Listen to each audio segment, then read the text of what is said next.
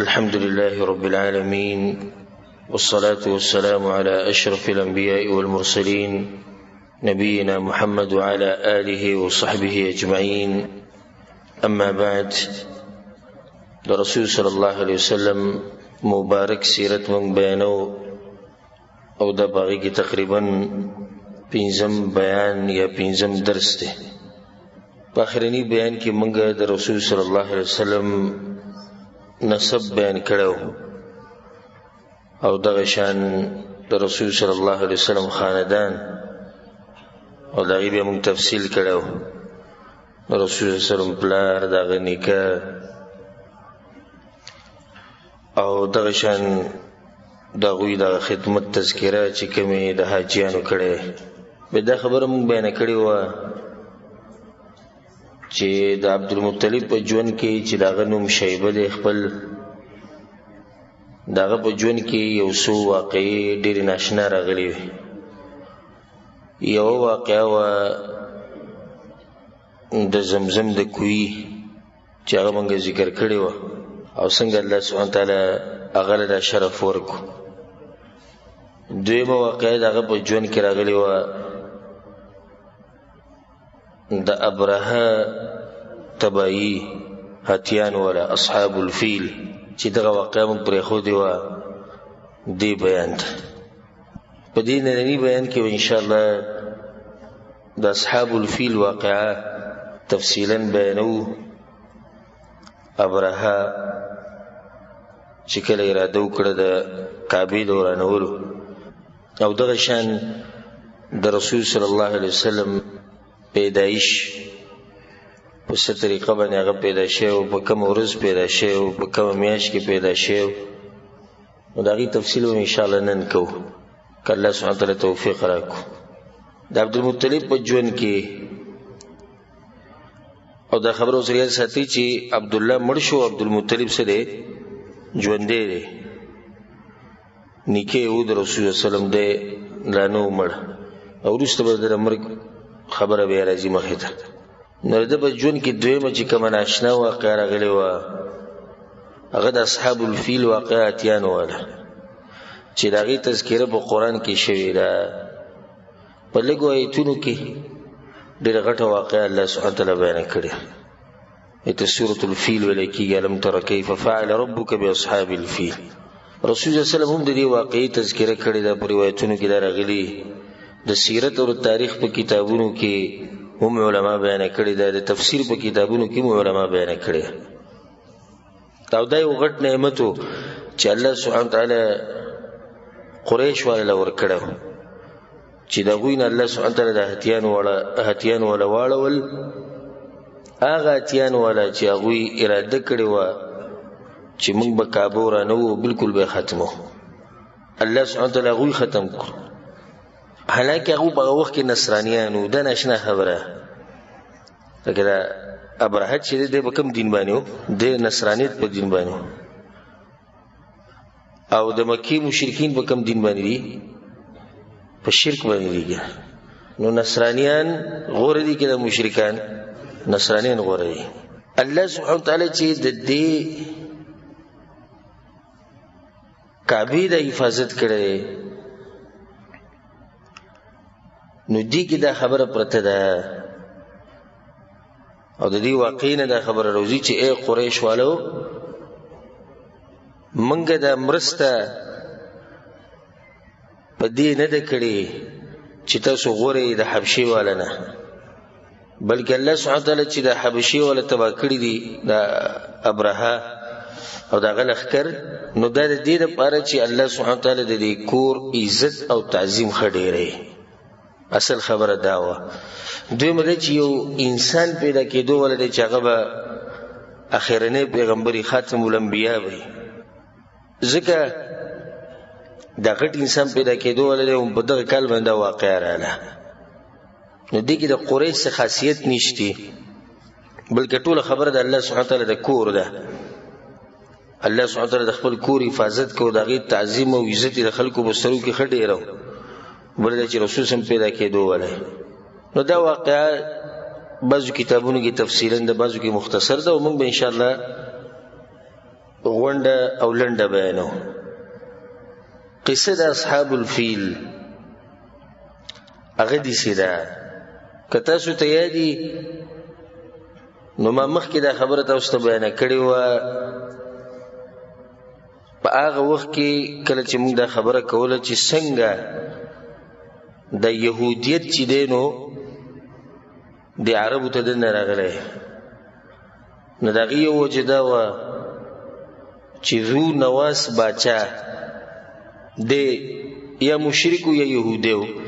او دا هغه باچا دی چې وجلي و اصحاب الاخدود اکندې چې ورکه نستې، او دغه نصرانیانو تقریبا 100,000 کسانو ده چې د وجلو یا سره پاسه 100,000 چې په تاریخ کې عدد کم او زیات راځي. په دې نصرانیانو کې کم چې د زونواس وجلی دي او د کندې کنستې وي او هغې ته گزارل، په دوی کې یو کس پاتې شوی چې د هغه نوم دوس ذو ثعلبان. دا دوس چې دی پاتې شوی د هغوی نه، ذو ثعلبان دی پاتې شوی. نو دی لاړ په قیصر پسې کوم چې د شام باچا و، هغه په هغه ټیم کې نصرانی و، نو دی په نصراني ته باچا هم نصرانی و. نو هغه ته خبره وکړه چې بھئی ذو نواس موږ سره دا ظلم وکړو دا یې وکړو. نو هغه نجاشي ته خط ولیکو د حبشې باچا ته، ځکه چې هغه نږدې و یمن ته. نو هغه 2 امیران راولېږل، د یو نوم و اریات او د بل نوم و ابرهه ابن الصباح یا ابن الصباح. د 2 کسان یې راولېږل. غټ لښکر راغی یمن ته راننوت او د هر څه داسې میده کړو ټول، او د ذو نواس نه هغه باچایي واغسته، او ذو نواس چې نو دریاب کې غرق شو، تباه شو او ختم شو. او دغه شان د دوی باچایي په یمن باندې رااله. د 2 امیرانو یو اریات او دویم د ابرهه. نو د دوی په منځ کې بیا اختلاف راغی، د دې 2 مشرانو په منځ کې کم چې چا رالیږلي وو، نجاشي رالیږلي وو. دې دواړو دا اراده وکړه چې لښکرې تیارو، یو به د ابرهه لښکرې، بل به د اریاتي، او یو بل سره به جنګ وکړو. بیا په دې باندې خبره ختمه کړه چې لښکرو تیارولو ته ضرورت نشته. وی لښکرو تیارولو ته ضرورت نشته او موږ دواړه به د یو بل سره جنګ وکړو، ته مخامخ شه زه مخامخ شم، دې میدان ته به راوځو. چې کم یو زورور شو دا بلې مړ کو، باچایي به هغه ته پاتې. نو دواړه چې میدان ته راکوشو او هر یو په یو بل باندې ښه ګزارونه وکړو. په دې کې د اریات یو دومره خطرناک ګزار وکړو چې هغه د ابرهه په پوزه باندې ولګېد، د هغه پوزه پرې شوه، او ځکه هغه ته ویل کېږي ابرهة الاشرم. اشرم ورته د دې لاسه ځکه چې پوزه پرې شوې وه، د هغې د لاسه خوله هم شلېدلې وه، دا مخ هم شلېدلی. نو بیا د ده سره یو غلام و، هغه هم په اریات باندې حمله وکړه او ده پې هم حمله وکړه، نو هغه کس یې مړ کړو. ابرهه چې واپس راغی نو زخمی شوی و ډېر، دغه زخمونو علاج یې وکړو، او بیا د هغې نه بعد خپله باچایي مضبوطه کړه په دغه ځای باندې، خپله مشرتیا. نو نجاشي د دې نه خبر شو چې د دواړو وران شوي دي او د یو بل د قتل ارادې کړې وي او د یو یې ترې مړ کړو. نو نجاشي دته خط ولیکو، په هغې کې دی ملامته کړو او سخت لوز یې ورسره وکړو، او دی ورته ووایي چې قسم یې وخوړو چې زه به ستا په دې خاوره باندې خپه ږدمه او تا نه به زه د تندی پرې کومه، د ستاسو د کولو کار دی، او قسم یې وخوړو. ابرهه هغه ته واپس خط ولېږو، داسې نرم نرمې خبرې ورته وکړې او خپل کسان یې ورسره ولېږل، او هغه ته هدیې او تحفې او دی ورته ولېږل، او یو کڅوړۍ ورته ولېږله چې په هغې کې د یمن خاوره وه، او د خپل تندي نه یې لږه غوښه پرې کړې وه، هغه یې پکې ایښودې وه. او دی ورته ووایي چې باچا صاحب څه چې شوي دي هغه شوي دي، زما نه غلطي شوې ده، او تا قسم خوړلی نو خپل قسم په دې پوره کړه چې په دې خاوره باندې خپه کېده، او دغه زما تندي غوښه د تا ولیده، په دې سره ستا قسم چې دغه پوره شو. بیا یې د هغه دپاره یو کنیسه جوړه کړه، ګیرجه، غټه ګیرجه په صنعاء علاقه کې په یمن کې کوم صنعاء علاقه الته غټ دنګ دومره دنګ چې عربو باغی ته القلیس وی هغه دې دلاسه چې چا به ته کتو دومره دنګ او چې چا به ته کتو نو داغه نه به ټوپۍ کتولې ده او د باغ وخت کې دومره دنګ کنيسه او دنګ آبادی وکړه د دې لپاره وکړه چې د نجاشي خوشاله شي او دوی وته وی چې عرب زدي طرف ترواړو حج له بدل تراشي لکه څنګه چې کعبه ته خلک زی مکې ته دغه شنبه د خلک دل تراشي به چې کله تیار شو دا کنيسه او دا ګرجا نو بیا د اعلان وکړو عام اعلان چې څوک حج راځي نو دل تراشي دا خبره په عربو باندې ډیره بده ولګیده خصوصا هغه عرب چې غوي عدنانیان دي او قحطانیان دي چې د اصل عرب دي په دوی باندې دا خبره ډیره بده ولګیده په قریش باندې خو ډیره زیاته بده ولګیده تر دې چې د قریش باز ځوانان رالو ولته او په دغه کنيسه کې د شپې او د سماعت وکړو او بیا لاړو او بس سیرتونو کې دي چې راځي چې ووري به کې ولګو د غزې وران کو دا خبر ورسېدو ابرهه ته ابرهه په دې باندې څه غوسه شو او قسم وخورو لا يسيرن الى بيت مكه ولا يخربنه حجرا حجرا قسم وخورو زماري قسمي چې زب د کور قران ورول لازم کم چې په مکه کې یو خخته به دي زو باسم د غوسې د لاسه دا خبره وکړه دا غینه باندې یو غټ لخر تیار کو چې سیرت کې راځي فی جیش کثیف عرمرم یو غټ لخر تقریبا چې داغه بس سیرتونو کې تذکرہ راغلی چې 18000 کسان وسره 18000 کسان او په دې کې وسره اتیانو یا نه یا دیارلس او دې سی ویل کېږي چې دولسو او د هتیان دې لپاره بوتلو چې د دوی په مری کې وزنجیرونه واچي د دوی سټونو ته وزنجیرونه واچي هغه به ست واچي هغه کعبه ته واچي د کعبه دیوالونو ته په یو ځای به ختمه کی د دې لپاره د ځان سره چې هتیان روان کړو عربو دا سوچ کو اوس که هر څه کول وړ خدای سره ودرول وړي یو خدای الله کور بل زموږ عزت دی د عزت خبر هم ده نو کوم چې ځان کمزوري لیدو هغه غلی پاتې شو او ابرهه ګره سوق دې معمولی سره نه او به سره اتیان دی په لخر کې په وخت کې چې به اتیان د چا سره دا به لکه سوپر پاور چوتنه سبا وي غټ طاقت به وته نو د ځان سره د لخر روان کو 18000 کسان تقریبا او هغه سره وسو اتیان او یو غټ هتی د سره چې دغه نومو محمود کوم عربو چې مقابله نشو کولای دی غلی شو خو باز په دې دي چې هغه مخامخ راغلو یو کس د مخې تراغه چې هغه ډیر عزتمن سره او د یمن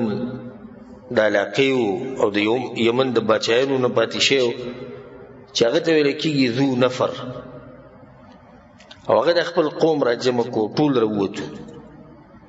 د دې لپاره چې را برها مخې ته ودرېږو دغه سره جنگ وکړو د الله د کور نه منکو نو دغه قوم دا خبره ومنله او ټول وروته د ابراهیم په خلاف باندې خدای زور ونه رسیدو په ابراهیم باندې ابراهیم کسانی ته وجل او دغه کم دغه چې مشرو ذو نفر د ځان سره قیدی کو د ځان سره روان کو به دغه شهر روانو سفر جاری ساتو تر دې چې زمکه ته ورسېدو هغه ته ویل کېږي خثعم زمکه ته ذکر دی ورسېدو یو کس ته د مخې دروته دغه نومو نفیل ابن حبیب الخثعمی نفیل ابن حبیب الخثعمی د خپل قوم سره چې دغه قوم شهران او ناهس د دوه قومونو د دې ځان سره راوښتو د مخې ته تیار ولاړ چې کله راغی د دوی په منځ کې جنگ وشو خدای اوس نه رسیدو په ابراهیمانی او ابراهیم دغه کسان وجل او کم چې دوی مشر نوفیل د ځان سره قیدی کو او اول خو دې را دوکړه چې وجنمه خو به معاف کو وې مړ نه کو خو د ځان سره قیدی کو د دې لپاره چې د حجاز د لارې خي اتر لاري معلومي وي چې دغه علاقې کسو مشر سړیو نو ټول ته معلومي نه دا فیصله وکړه چې مړ کوي نه خو د ځان سره به ملګری کو بدی لخر کې موږ سره بقیدی او موږ ته لاري خي طائف ته چې کله را نږدې شو نو طائف کې یو قبيله او ثقيف قبيله چې هغه د مخې ته وروته ناغو دا ورېدلو چې د کور ورانی اوس دا په دغه ته نو چې کم کور ورانی نو دا غوی دا مطلب چې زمنګ دا کور کم بوت چې هغه عبادت کې هغه تلات بوت وي الله سبحانه وتعالى په قران کې تذکرہ کړی دا غوی دا مطلب چې دوی را روان دي د دې بوت رانولو لپاره چې کله راوته د سره ملاوي شو هغه د جمع خوستاو سره سکار نشته او نستا سره بوت سره زمنګ کار شتي نو فاکرمهم ابو الشيخ عزت کو دوی او یو کس سره ولګو چې غنم ابو رغال یا ابو رغال او دا سره د دې لپاره ولګو چې دې به تاسو ته مخې ته لاري خي روانو ابرهه دغه شه کله چې مغمس علاقې ته ورسید او دا مکې ته بالکل نږدې علاقه ده نو الته دې خپل لخکري ودرو پړای واچو او خپل لخکري ولګو مکې ته دنه چې مکې والا سره سه او خالي سمالي غتی والی ورسي غولړو خان مخان راوستو د قریش ولا مکې ولا دغه کوم زور نه رسید نو په دې کې 200 او خان د عبدالمطلب د رسول الله صلی الله علیه وسلم د نیکه سو او خان ونیو 200 او خان ته ونیو او دا کوم کس دنه ورغلو د ابرهه په امر باندې دنه تلو د غنو اسود ابن مقصود چې به شاعرانو شاعریم کړي د عربو شاعرانو پای کې د بدی بیان کړي د جراغنوم دی الاسود ابن مقصود بیا ابرهه یو کس ولګو چې لغنوم حناطه الحميري او ته دې چې کارو کې چې لاړشه او په دوی کې چې کم عزت ولا انسان د غزما خواله راوړه دې قریشیانو کې چې کم عزت ولا انسان د غزما خواله راوړه دنه غلاړه غوته وي چې ګوره بچا تاسو سره جنگ کول نه غواړي صرف د کور اورانی او بیازي نور دغه تاسو سره هیڅ کار نشتی نه تاسو ته سوي نه تاسو بچو ته نه تاسو خزو ته خود د کور اورانی او بیازي دوی مده چې په تاسو کې کم سره عزتمنی مشري هغه ماته وخای نو خلکو اشاره وکړه عبدالمطلب ته چې دې په مونږ کې مشر دی او دې په مونږ کې درون انسان دی نه هغه ته چې کله خبر ورسېده عبدالمطلب ته چې ابرهه ته غواړي نو زری دا خبرو کو والله ما نريد حربه وما لنا بذلك من طاقه منګوي جنگ نکول واړو دا ابرهه سره نو زموږ سره کوم طاقت شته چې هغه سره جنگ وکړو هذا بيت الله در الله کور دی او بیت خلیله ابراهیم علیه السلام او دا الله د ملګری د ابراهیم علیه السلام کور دی نو کله من کینو الله به من کیو ک الله پرې خو دونو زموږ سره دغه طاقت نشي چې مونږه منکو نو دی حناتو ته وی دا کم کسره لګلو دی ابرهه وی تراشه ما سره غړي غواړي ابرهه ته غواړي راش نو کله چې دی ابرهه خواته ورغه عبدالمطلب او عبدالمطلب یو داسې انسانو جسیم او خپل انسانو باروع به انسانو د شکل نه مخکلو ناس ته پاسته هم ډېر درنه و مشر سره او د قوم مشر نو ابرهه چې کله د ولید نو په ابرهه باندې مې ورو برا پریوتو او ابرهه راکوشو د خپل تخت نه یا د خپل کرسي نه او د سره په ځمکه باندې کېناس او بیا غ ترجمان ته وی چې قل له ما حاجتک دنه ته پوښتنه کې څه غواړي لکه ستا سره ده مونږ ته سوي ځکه چې ته مشري دي چې کوم ابرهه د معلومول غواړي چې دوی سره ده که دوی جنگ کوي دا یو به خپل جواب که دوی جنگ نه کوي د مخ نه لري کی دا یو به خپل جواب نه هغه ته وی چې د ترجمان ته وی چې دی باچا سب ته وی ان حاجتي ان يرد علي الملك 200 بعير اصابها لي ابرهه ته وی چې زما دغه 200 خان مال راکی دغه زما خان دی او دا غستي ترجمان چې کله ابرهه ته خبر وکړه ابرهه په تعجب کې پرې وته به دوی چې لقد كنت اعجبتني حين رايتك ما جئت ولي د زړه په تعجب کې پرې وته خو سره د دې سپک ښکاره شوې حين کلمتني اتکلمني فی 200 بعیر د سپک راته ښکاره شي ته 200 اوښانو غم وړی وتترك بیتا هو دینک و دین آبائک او هغه کور دې پرېښود د هغې څه تذکیره دې ونه کړه چې هغه ستا هم دین دی او ستا د پلار نیکه هم دین دی نو ما خو وایي چې دی به چېرته ما سره خبرې کوي د دې کور په باره کې هغه ته ما سره خبرې دغه په باره کې دې شروع کړي د اوښانو په باره کې نو عبدالمطلب ورته هغه تاریخي خبره وکړه چې هغه تاریخ یاد ساتلې ده انی انا رب الابل وان للبیت ربا سيمنعه زوی د اوښانو رب یم د هغوی مشر یم یعنې د هغوی مالک یم ځکه د هغې تپوس کوم او د دې کور یو مالک دی هغه به د دې کور تپوس کوي او بیا ورته دغه وایي چې انت وذاک ته او دغه کور دی اوس پوه شئ څه کوئ زما خو طاقت نه رسي خو زما دغه 200 اوښان دغه ماله واپس راکړه بعض سیرتونو کې داسې هم راځي چې عبدالمطلب سره مخوریز کسان نور هم تلي وو نو ابرهه ته یې داسې ووایي چې تاله به موږ د خپلو مالونو نه 3 حصه درکو او ته د دې کور نه واپس ابرهه ورته ووایي چې زه په هیڅ طریقه باندې د کور نه واپس کېږم نو بیا ورته عبدالمطلب دغه خبر وکړي چې زما د اوښان ماله راکړه عبدالمطلب چې کله واپس راغی قریش ته نو هغو ته امر وکړو چې تاسو د مکې نه وځئ او په غرونو کې پټ شئ او هلته کښېنئ ځان سره خپل بچي او ښځې دوی هم بوځئ او بیا لاړ د کعبې خوا کې ودرېدو او د کعبې غلاف هغه یې ونیو یا د کعبې دروازه یې ونیوه او په هغه ځای کې الله سبحانه وتعالی ته جړه وکړه او منت او زاري وکړه یا الله ستا کور دی چې نن پې د صلیب غالبه نه شي او زموږ څه طاقت نه رسي دغه جړه یې هلته وکړه دغه دعاګانې وغوښتې او د هغې نه بعد بیا لاړ دې کې یو فایده دا یې ساتئ چې ګورئ دوم الله خپل رب مني او الله خالق او رازق مني او دا پته چې دغه کور دی خو فرق دا دی چې دوی د الله سره په عبادت کې نور خلک شریک کوي دا په موږ او به کې فرق دی نو د نن سبا چې کوم مشرکان دي دوی چې کله ووایي چې د مکې مشرکانو به داسې کول وایي تاسو موږ د مکې د مشرکانو سره یو شان کوئ موږ خو منو چې الله خالق دی الله رازق دی الله رب دی الله پیدا کوونکی نو دا خبرې خو دوی مني دا اوس چې عبدالمطلب ته وګوره راغی د کعبې خواته د کعبې دروازې سره ودرېدو په جړا شو دعا یې وغوښته نو بیا ولې دی کافر دی ولې دی مشرک دی مشرک دی په دې دی چې د الله په دې بندګۍ کې د نور خلکو لم برخې ویسې ورکړي چاته سپارشیان وي او چاته د وی د الله نازولي دي او څوک څه دي او څوک څه دي او دغه خبرې د نن سبا مشرکان هم کوي او انشاءالله د واقعي په آخره کې به زه تاسو ته دا خبره بیان کړم چې د مکې مشرکان د نن سبا مشرکان نه غوره وو هغه دې واقعي نه د فایده راوځي چې د مکې مشرکان د نن سبا د مشرکانو نه ډېر غوره وو لږ نه ډېر زیات یې غوره وو عبدالمطلب په دغه ځای کې دا جړاګانې وکړې او دا دعاګانې وغوښتې او بیا لاړو د غرونو په دې سرونو ناست او بعض سیرتونو کې داسې هم راځي سبحان الله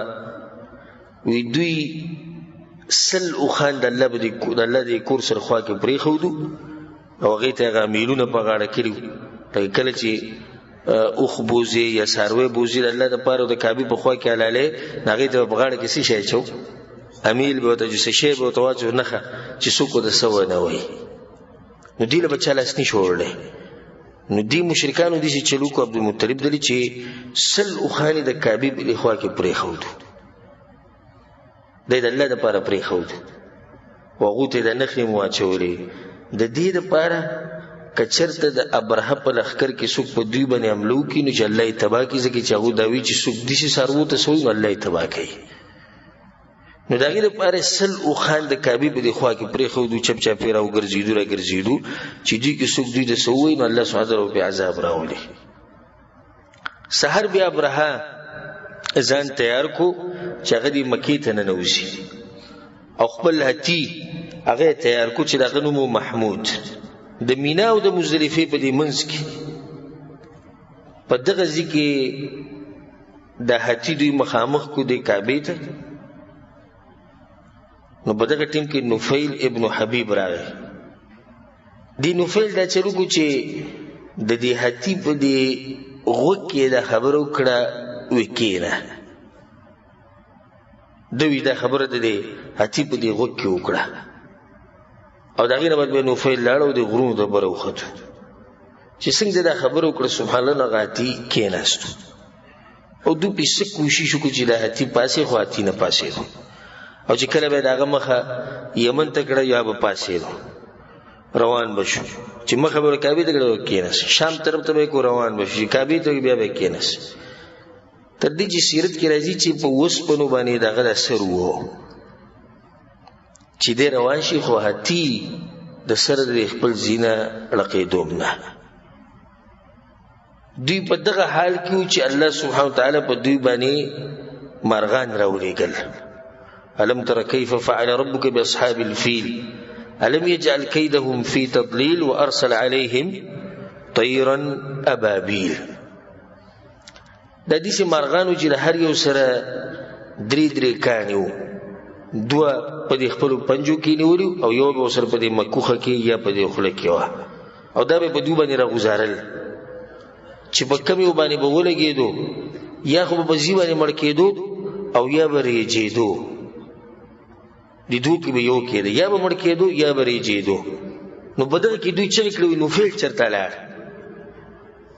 کوم چې دوی ځان سره قیدي راوست وی نفیل چېرته لاړ چې اوس موږ ته لار سیده کړي چې د دې ځای نه واپس وځو.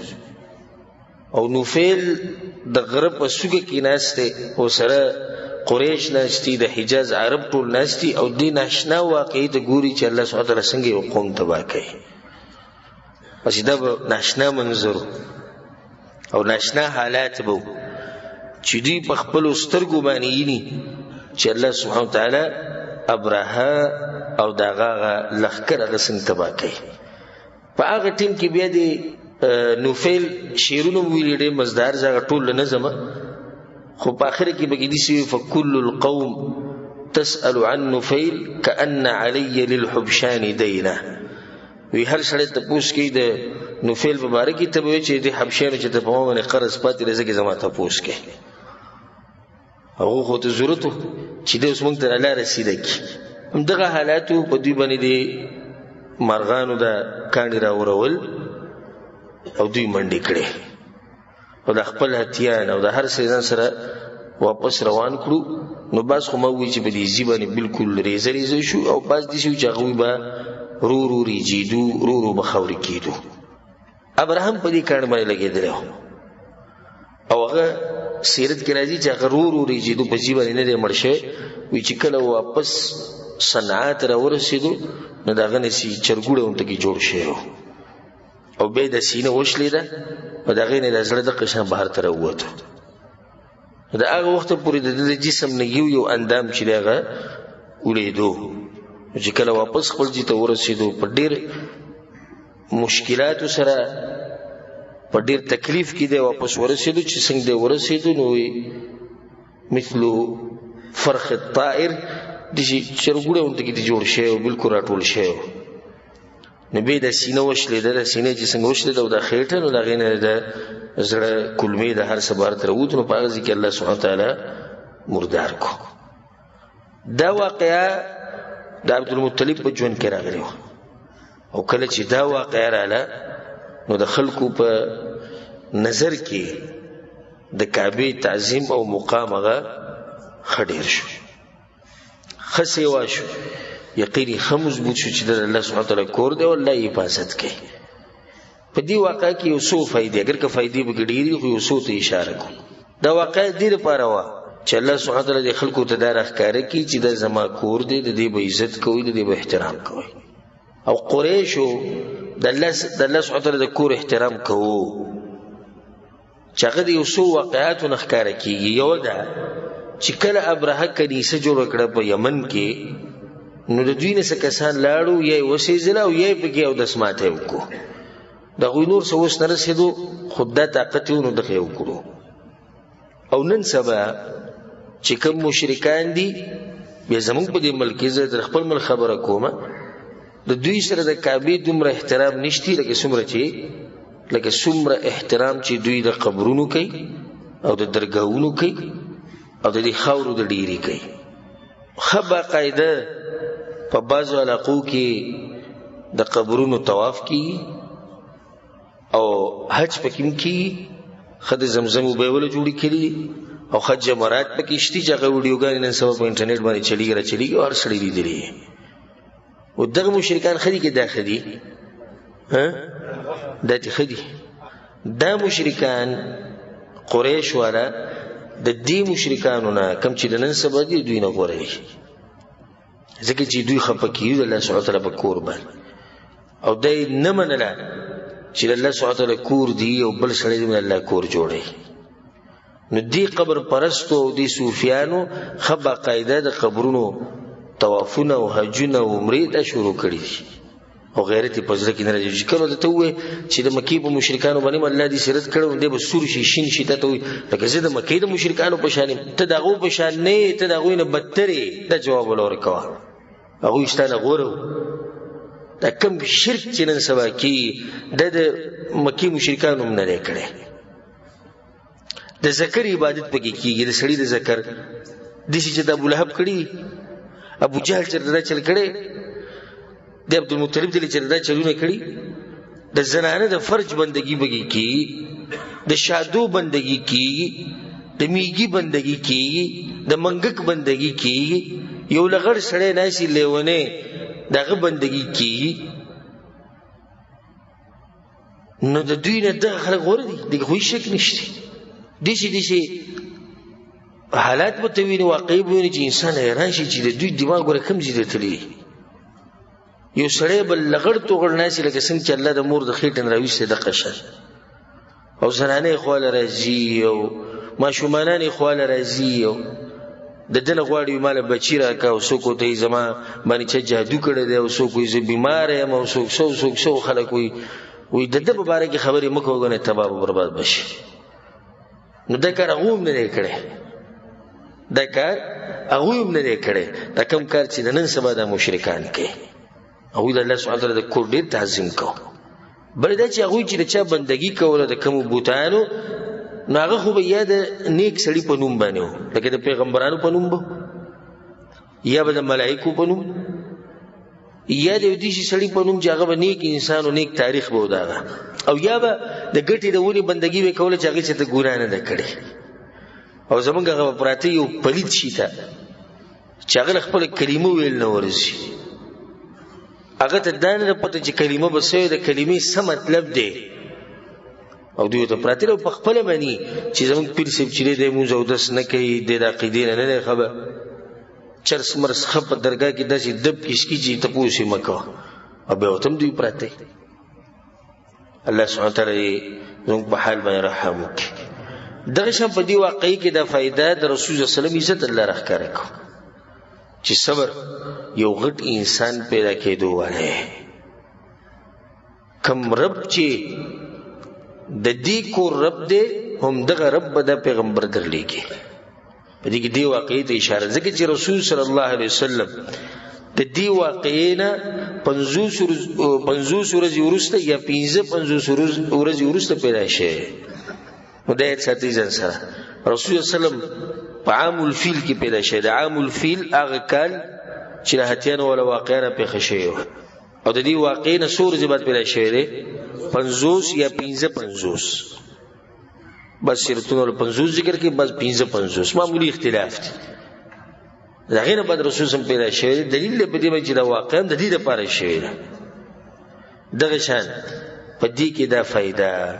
چې ظالم چېرته هم نشي کامیاب کېدی. ظالمان به الله سبحانه وتعالی تباه کوي.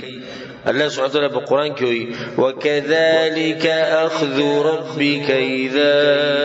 أَخَذَ الْقُرَى وَهِيَ ظَالِمَةٌ. دغه شان رانیولي د الله کله چې یو کلي والا ظلم شروع کړي، یو قوم ظلم شروع کړي، الله یې دغه شان تباه کوي. وکم قسمنا من قرية كانت ظالمة. الله څومره کلمات تباه کړي چې هغوی ظلم والا وانشأنا بعدها قوما آخرين، وروسته پسې بیا ما نور قومونه راوستي. فكأي من قرية أهلكناها وهي ظالمة فهي خاوية على عروشها.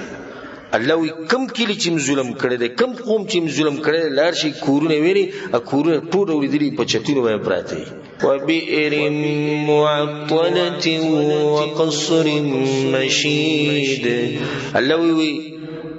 الته ورشي کورونه ټول لغوي کتر اوریدلي پراته دي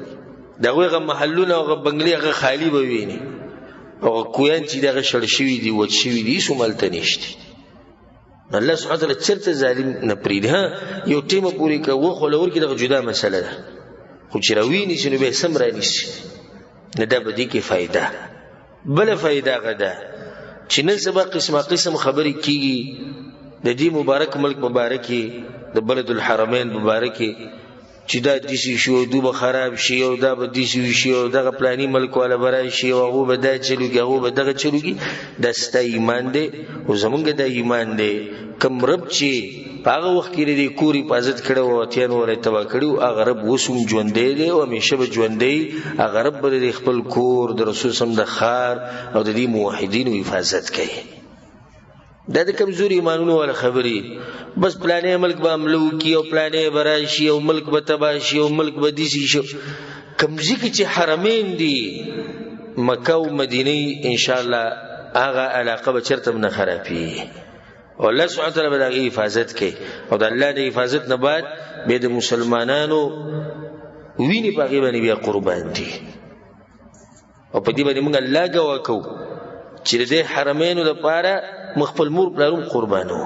خپل وینم قربانو د خپل جسم په ټوکړي ټوکړي کړی دی په دفاع کې وجه دا ده چې دلته حرمین دي وجه دا ده چې د اسلام مرکز دی وجه دا ده چې دلته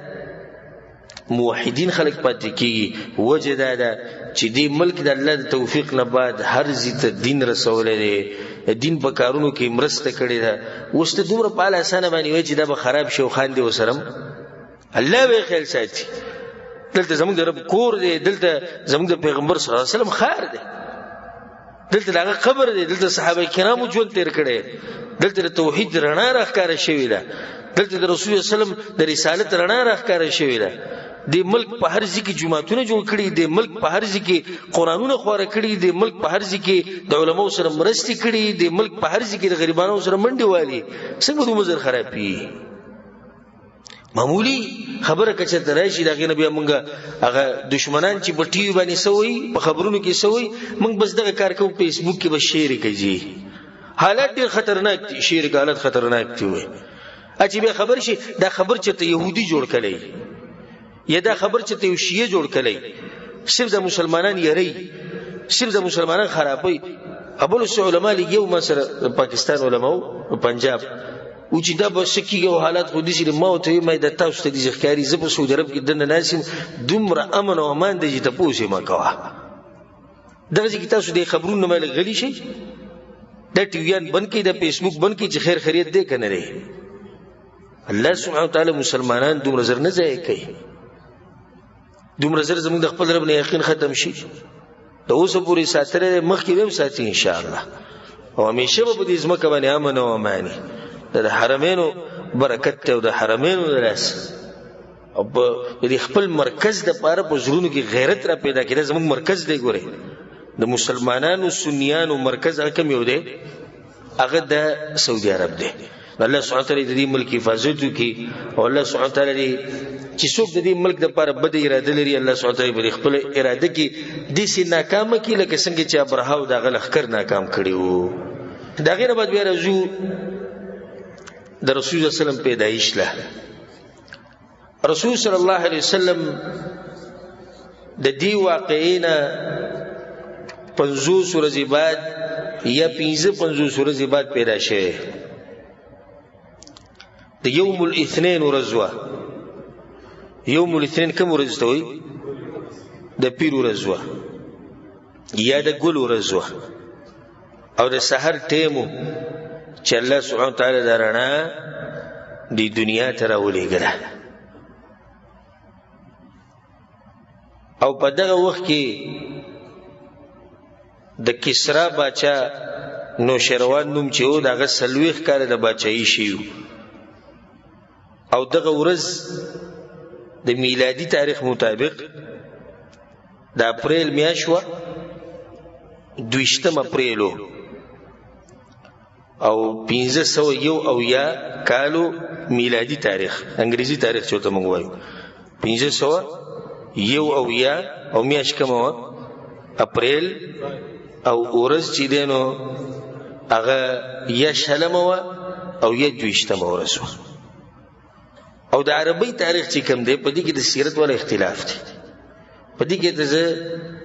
د فائدې لپاره یو څو خبرې ذکر کوم د سیرت والا په دې خبره باندې اتفاق دی چې رسول صلی الله علیه وسلم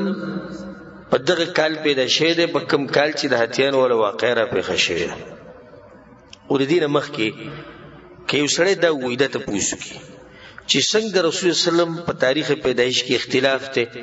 او هغه دومره غټ پیغمبر دی پکار دی چې هغه تاریخ محفوظ ساتلی شي بیا پکې د اختلاف د کوم ځای نه راغی جواب د هغې دا دی سبحان الله په کوم ټیم کې چې رسول صلی الله علیه وسلم پیدا شو نو چاته دا پته نه وه چې دی به په مستقبل کې دومره غټ انسان وي او که خلکو ته پته وی چې دا به پیغمبر دی د هر څه به نوټ شوی وی خو په هغه ټیم کې خو چاته دا احساس نه و چې دا یو داسې انسان پیدا شو چې د ده په لاس باندې به الله سبحانه وتعالی د دنیا ته هدایت نصیبوي خو چاته پته نه وکړ کله چې بیا رسول صلی د پیغمبري میلاو شوه 40 کاله بعد نو خلک بیا هغه شاته سوچونه شروع کړو چې دی به کوم ورځ پیدا شوی به کوم وخت به پیدا شوی بعض خبرې به رسول صلی په خپل بیان کړي دي هغه نه تپوسونه شوي دي چې دا څنګه و دا څنګه و بعض خبرې د رسول صلی معاصرین کوم چې په هغه وخت کې وو هغوی بیان کړي دي نو بعض داسې دي چې چا څه ویلي نو د هغې دلاسې اختلاف جوړ شوی په دې خبره ورسېدی که نه که په دغه ټیم کې پته وي چې دا به پیغمبري بیا خو به دا خبره بالکل نوټ کړې خو په ټیم خو دا پته نه و چې دا پیغمبر دی نو ځکه په دې کې اختلاف دی اولنی خبره دا یاد ساتئ چې په دې خو اتفاق دی چې کال هم دغه کال و په دې کې اختلاف دا نشته د هغې نه بعد په دې خبره باندې اتفاق دی چې ورځ د پیر ورځ وه نو په کال باندې اتفاق شو او په څه باندې ورځ باندې او حدیث کې راځي د ابو قتاده الانصاري حدیث ته په صحیح مسلم کې شته سئل النبي صلی الله علیه وسلم عن صوم يوم الاثنين رسول الله د پیر د ورځې د روزې نیوه چا دې تپوسو کې یا رسول الله ولي وی ذاك يوم ولدت فيه ويوم بعثت او انزل علي فيه وی دا ورځ چې زه پکې پیدا شوی وم او په دغه ورځ ما د پیغمبري ملاو شوی وه دغه رسول په خپله ووی اوس چې دا ورځ چې زه پکې پیدا شوی وم نو دا اتفاقي مسله شو بیا د میاشت په باره کې جمهور العلماء او مشهور خبره همدغه صحیح ده هغه دا چې د ربیع الاول میاشت وه کومه چې اوس را روانه ده یو څو ورځې بعد به راځي ربیع الاول دا میاشت بعض علما دا وایي څوک وایي چې د رمضان میاشت وه څوک وایي د سفر میاشت وه خو دا کمزوري خبرې معروف خبره او د غالبا سیرت والو تاریخ والو هغه دا دی چې دا میاشت کومه میاشت وه ربیع الاول نو کال کم کال دی عام الفیل ورځ د پیر ورځ شوه او میاشت ربیع الاول میاشت شوه دا درې خبرې خو واضح شوې په تاریخ کې اختلاف دی ربیع الاول سویمه وه چې رسول صلی پیدا شو نو بعض علما وایي چې 10 تاریخ بعض وایي 9 تاریخ بعض وایي 12 تاریخ بعض وایي 8 تاریخ او بعض وایي 2 تاریخ دا اقوال دی په دې کې د سیرت والو په دې کې مشهور قول هغه دا دی چې رسول په کوم تاریخ پیدا شوی دی په امت کې مشهور قول هغه دا دی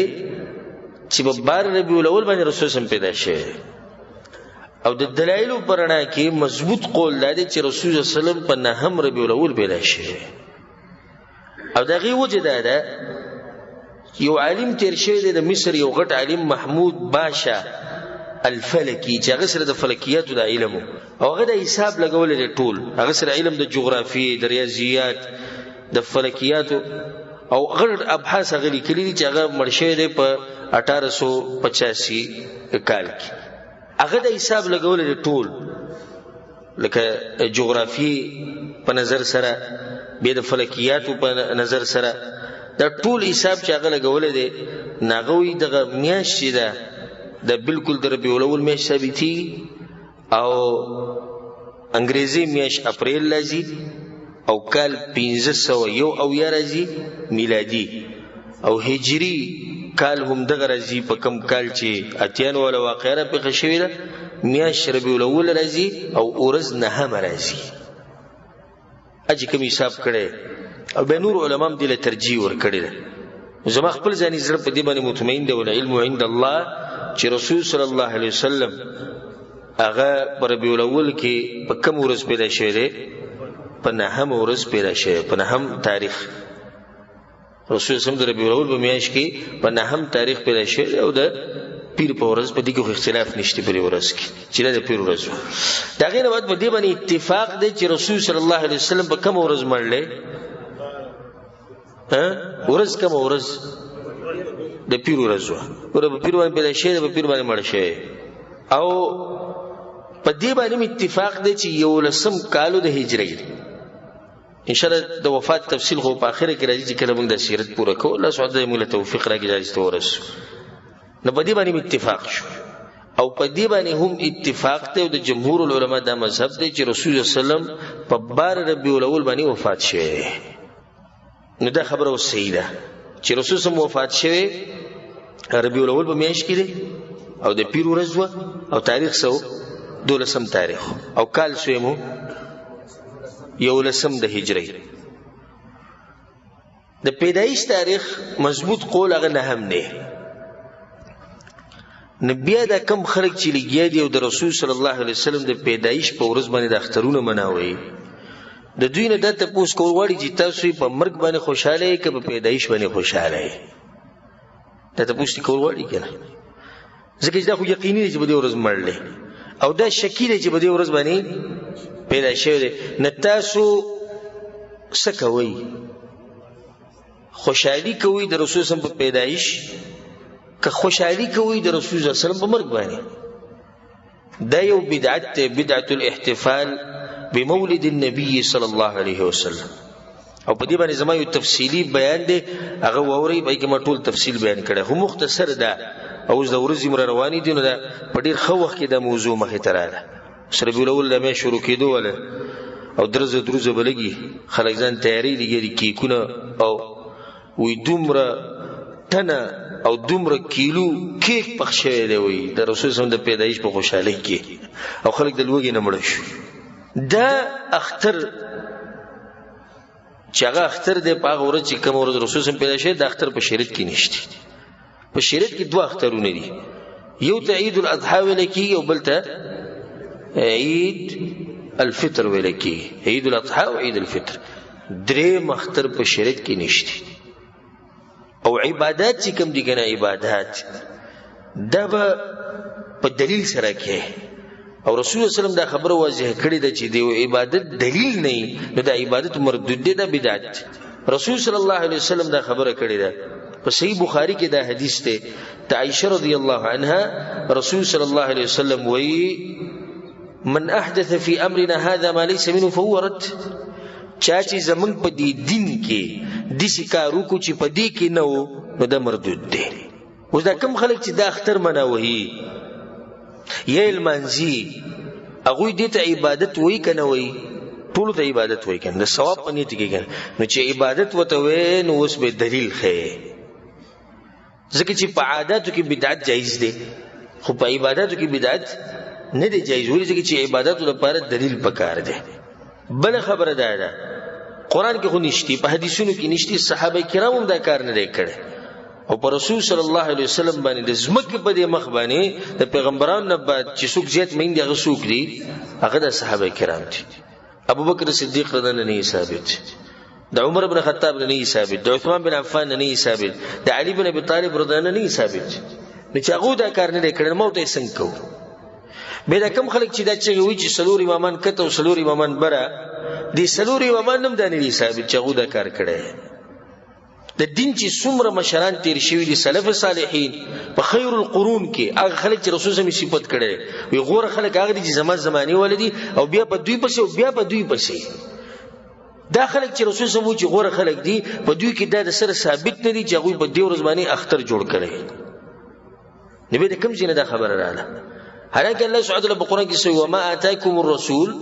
فخذوه وما نهاكم عنه فانتهوا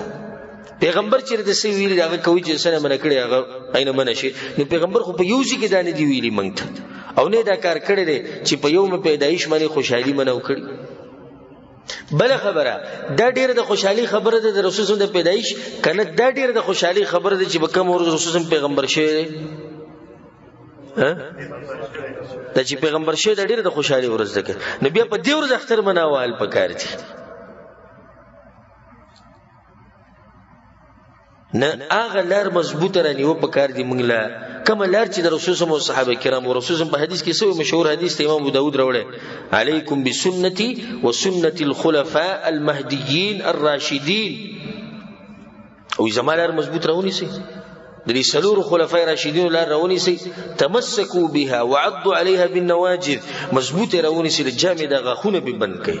واياكم ومحدثات الامور رسول الله ګوره يرومم ځان ساتي د نوي کارونو نه په دین کې فإن كل محدثة بدعة یقینا هر نوې کار څه شی دی بدعت وكل بدعة ضلالة او هر بدعت سره گمراهی ده. دا رسول الله فیصله ده. بعض وینه جی دا بدعت حسنه ده. کم بدعت ده حسنه رسول الله كل بدعة ضلالة هر بدعت گمراهی ده. دې په گمراهیانو کې خه گمراهی بیانې دي چې د کېدیش چې یو شی گمراهی شي نو خپه کې د کم زینرانو صحابه کرام به دا منهج موږ ته څنګه بیان کړی. عبد الله بن مسعود رضی الله عنه ناشنا خبره کړې ده سوی وي اتبعوا آثارنا ولا تبتدعوا فقد كفيتم وي زمون په نقش قدم روان شي د کشرونو ته نصيحت کوي زمون په نقش قدم روان شي په دین کې نوی کارونه مکوي دین واضح شوی دی فقد كفيتم تاسو هیڅ ضرورت نشي چې نوی مسلې به کې راوړي ځکه چې الله ویلي اليوم اكملت لكم دينكم ما دین ساسو پورا کړي. حذیفه بن الیمان رضی الله عنه خبره کوله وی هر عبادت چې د رسول صلی الله علیه وسلم ملګرو نه کړي فلا تتعبدوها نتاسو مکوي ولی وی ځکه چې هغه د کشرانو ته سندې پرې خو دي سندې پرې خو دي مطلب هغه دین ټول واضح کړي نه جو صحابه کرامو یو کار نه کړي نو ته څنګه کې بیا حذیفه بن الیمان رضی الله عنه فاتقوا الله يا معشر القراء يا معشر القراء وی قاریانو د الله نه ویریږي وخذوا طريق من كان قبلكم او په غلار باندې روان شي کم خلک چې تاسو مخ کې تیر شي دا وی بل روان شي. ترشا عبد الله بن عمر بدا خبره کوله كل بدعه ضلاله وان راها الناس حسنه هر بدعت گمراهی ده اگر که خلکو ته خوي. درشندان نصیحت عبد الله بن عباس هم کړي. امام سفیان ثوری رحم الله بدا خبره کوله وی بدعت د شیطان ډیر خوخي د عام ګنا نه ولي دا بدعتي چې بدعت کوي نو د دینداري بنیت کوي نو دی پر خوده ګران دي اوس یو سړی زنا کوي ولې بالله یو سړی شراب سکي یو سړی قتل کوي ناغه په خپل منی چې غلط کار کو خدا کم سړی چې دا اخترونه کوي او دا بدعتونه کوي ناغه دې ته ګناه نه وي ناغه پری دینه. امام احمد بن حنبل رحم الله با اکثر دا اشعار د ځان سره وی او د خپل اشعار دي دین النبي محمد اخبار نعم المطيه للفتى الاثار و د محمد صلی الله علیه وسلم دین چې دغه حدیث دي اثار دغه حدیث دي په دلایل سره واضح دین دی. لا ترغبن عن الحديث واهله فالراي ليل والحديث نهار وی چرته د حدیث او د اهل حدیث نو وانه وړي ګوره ځکه چې حدیث رڼا ده او رای بیانول د شپه ده نو کمزګي شپه او کمزګي رڼا ولربما جهل الفتى اثر الهدى والشمس بازغه لها انوار او کله کله یو جاهل سره هدایت غلارتي پټ پاتې شي حالانکه نور چې د خوازه هر سره نه نه دا اوس د کمې په دې سړی کې دی چې چا حق پټ پاتې شو دومره علما او دومره حق بیانول کی او د پغې کې د دنه چې دغه حق چې هغه دې پټ پاتې شي.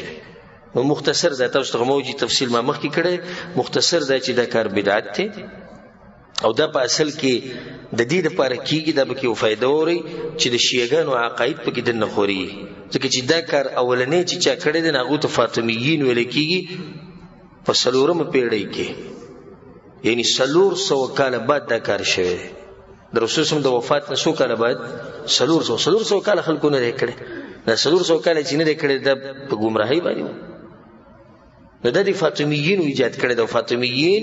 دوی مبارک علما وایي چې د روافض او شیعاګانو بدترین عقیده ولا خلکو نن سبا د کوشش جاری بل د چې د پیران میران د مریدان دوی به خپل تجارت کوي زیناکار بکی زیناګانی کوي ادو بالله چرسیان بکی چرس کی سندر ول بکی سندر یوري نو د دې قسمه کارونه ځان ساتي په دې کې چې کوم خوراکونه تقسیمیږي د غي نه ځان ساتي او خپل کورونو کې مشرانو کې شنو د ټولو ته دوی چې د کار بدعت ته د رسول صلی الله علیه وسلم په شریعت کې نشته اخرنی خبره زموږ په درس کې غدا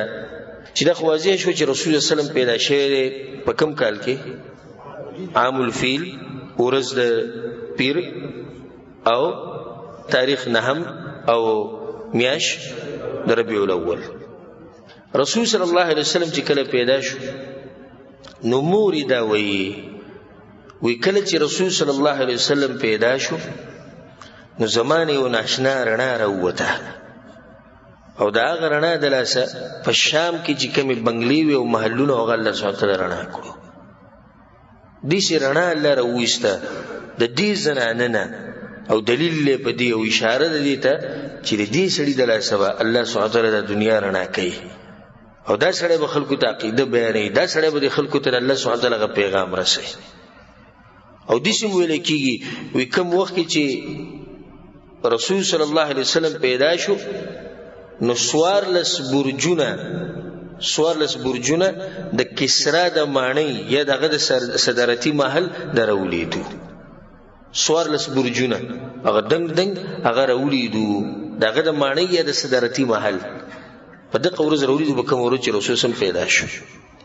مجوسیانو چې کوم ور لګولو او دغه بندگی به کوله په دغه ورځ باندې د ور اچانک مړ شو او دغه شان یو زوج هغه ته ساوا ویل کیږي دغه ساوا علاقه کې چې څومره کنيسي وي او ګیرجی وي هغه ټولي ونړي په خپل راماتي شو دا یو ناشنا واقعو ځکه چې دومره غټ انسان پیدا شو دغه سره دا واقعیت راغله په دې کې بس خلک د دروغ قصې کوي او غوډه اشاره کو یو دا چې رسول سم پیدا شو نو د سجدي په حالات کې وو په دې به سند خبره ده بعض خلک وي ګوت اسمان ته نیولې و دا به سند خبره او بعض خلک وي چې د پیدایش له اسیره غلی و د فرعون بیبي او دغه شان اسیره غلی و مریم راغلی و د عیسی علی السلام مور د منګړت قصې د دې بعضو مولانو دا کار د خلک جنول او د خلکو توجه ځانته راړول دغه لپاره که هر څه وی بیا او الحمدلله زموږ دغه طریقه نه دغه منهج نه کله چې توجه راوړي او کنه راوړي او زمون کار دی حق واضح کول او حقیقت بیانول به دا خبره مشهور شي چې رسول الله صلی الله علیه وسلم چې پیدا شوی نو هغه سنت کړي شوی او دا مشهور خبره چې رسول الله صلی الله علیه وسلم سنت کړي شوی پیدا شوی نه دی وبارګي مختصر خبره ده چې درې اقوال لري په دې مسله کې یو دا چې رسول الله صلی الله علیه وسلم سنت کړي شوی پیدا شوی دویم دا چې جبرئیل علیہ السلام چې کله رسول صلی الله علیه وسلم له زړی انځو په ول پیر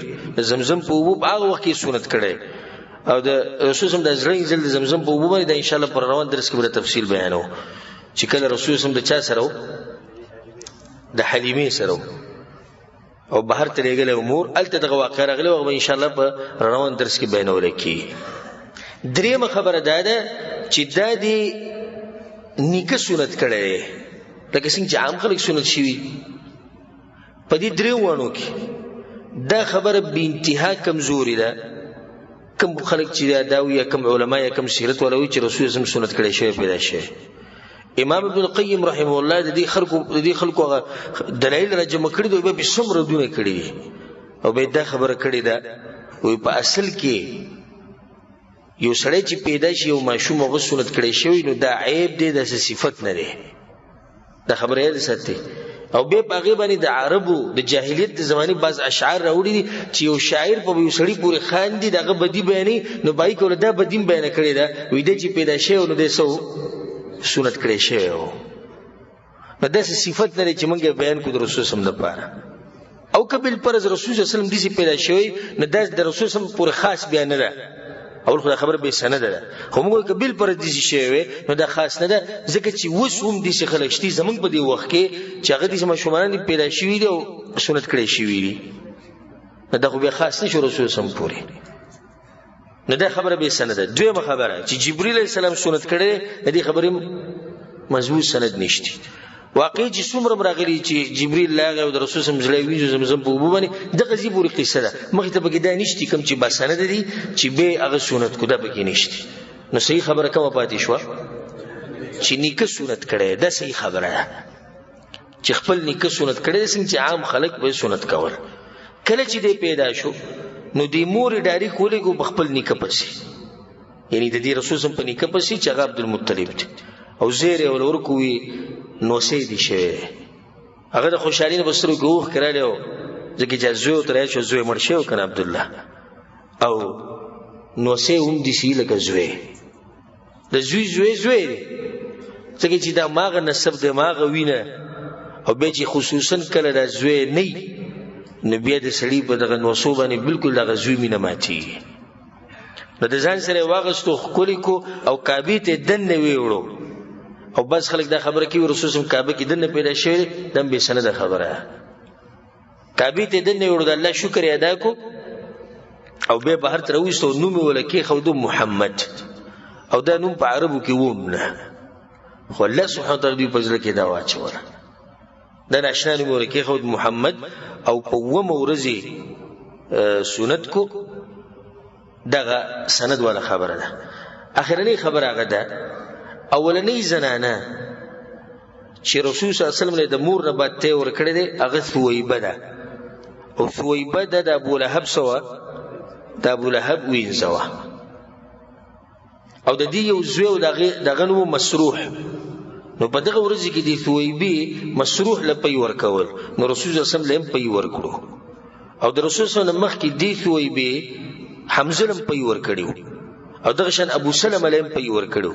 نه ابو سلمہ او حمزه د رسول صلی الله علیه وسلم رضائی رونه دي. خو دې ځکه یو خبر مخې تر لغه ته اشاره کوم ځکه چې به کې دي شراوند در رسول کې دا خبر مخې تر نه شي. زمنګ په ملکونو کې په علاقو کې خلک وایي چې ابو لهب الله تعالی عذاب کم کړو د دې د لاسه ځکه چې دا وینځي بیا آزاد کړي و دا وینځي آزاد کړي و ځکه چې رسول صلی الله علیه وسلم پي ور کړي نو د دې د لاسه الله باغ باندې عذاب کم کو. دا خبره چې دا ورېدلې کنه ورېدل دا به سند خبره بلکې زموږ په ملک خو باز دي سي وي د سورۃ اللهب تلاوت بنه کې په کوم کې چې تبت یدا ابي لهب وتب ولې به دي کې ابو لهب یدي او ابو لهب چې نو هغه وینځه آزاد کړي د رسول سره خ کړي وي د رسول سره په خوشحالي کې آزاد کړي ده.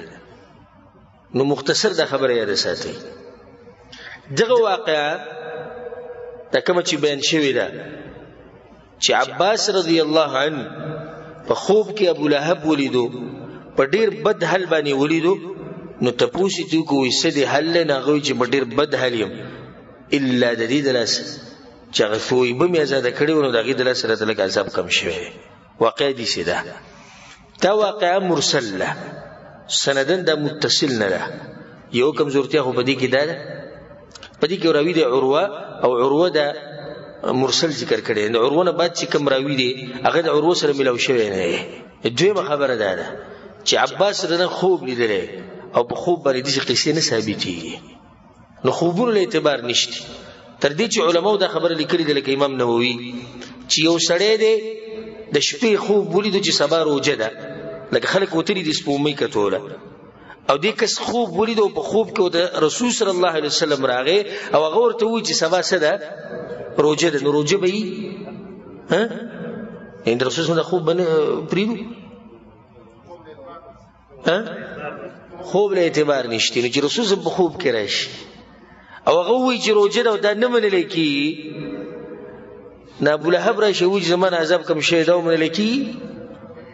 او حاشا وکله موږ د دوه یو ځکهونو خاصه خبره مثال د پاره تاسو ذکر کړی چې علماء دا خبره کړي دیمه الله په قران کې عامه فیصله کړي چې د کافرانو ز جهنم ته بوزم زه به عذاب نه کوم